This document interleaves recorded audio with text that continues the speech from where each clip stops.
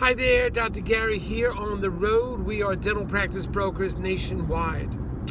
Today's topic is 3 DSO buyers attempting to purchase one practice, 3 different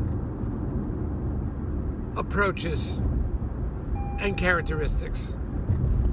We'll get into what's going on with that in a minute. So we are now in 28 states nationwide.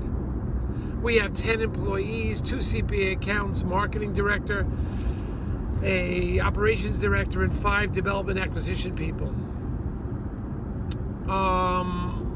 We are available to call 8 a.m. in the morning till 9:30 p.m. at night. Our phone number is that's East Coast time. Our phone number is 201-663-0935. 201-663-0935. Anyway, you can reach us.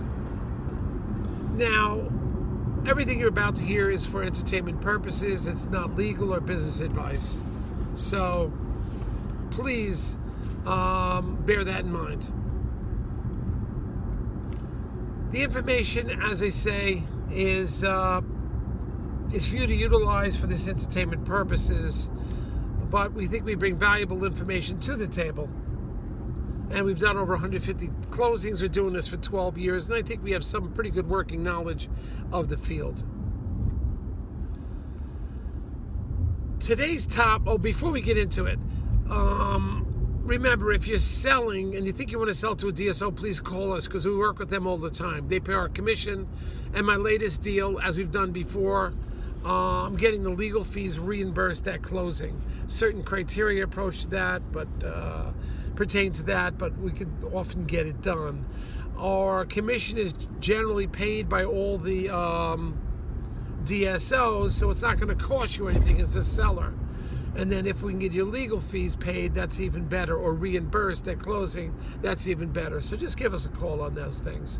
All right, so what do we have today? We have 3 DSOs wanted to purchase one practice. Each one has a different approach. And each one, believe it or not, has changed from a year ago. This is why you can't just read some publication and think you know everything about a DSO. They could change from year to year to year. Their philosophies can change. Their management changes. It's always different. We had one of them that now insists on having 2 associates in the office, 1 or 2 associates plus the seller. All right? And they want a minimum like $1.4 million gross. So they weren't like that last year. They were never insisting on having 2 associate doctors there. They are that way now. And their offer to purchase is different now. Their criteria has tightened up, perhaps because the interest rates have risen. So that's DSO number 1.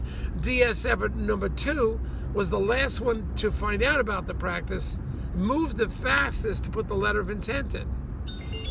So last one to find out, last one to do that. So there is quite a bit to, we're active all the time. I'm sorry. So anyway, now the second DSO was the last one to get the information, the first one to put the letter of intent in. So, they're moving aggressively, and they don't mind just having 1 doctor at the practice. Everybody's formula is different. And the third DSO, he is not as large as the others, but has tremendous potential. It's like a sort of a newer DSO, but with tremendous experience. And they know what they're doing.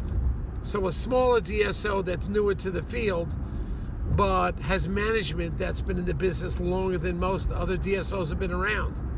So a bit more of a risk, but the upside is extremely high. Each one of these DSOs is having a different approach.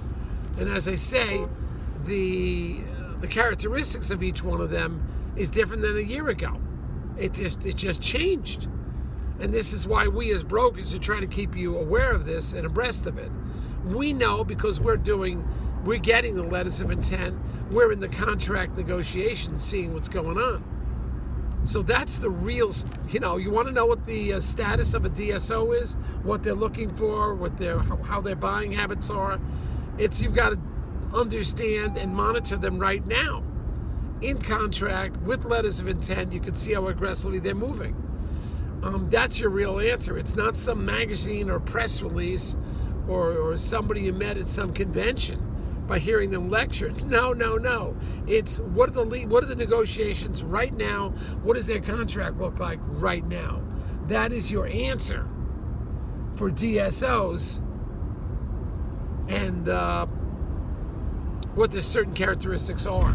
So we're going through this, but it's interesting to see how fast one DSO will move, how slow another will move, and another is still analyzing while two of them already put their bid in.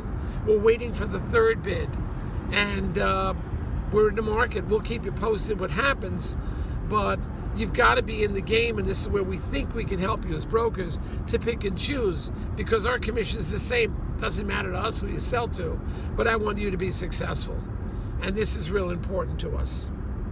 So please give us a call. We feel that we're on the cutting edge of these things. We're at the front lines in the negotiations, seeing the letters of intent. So we're pretty much on that. So please stay in contact. Thank you.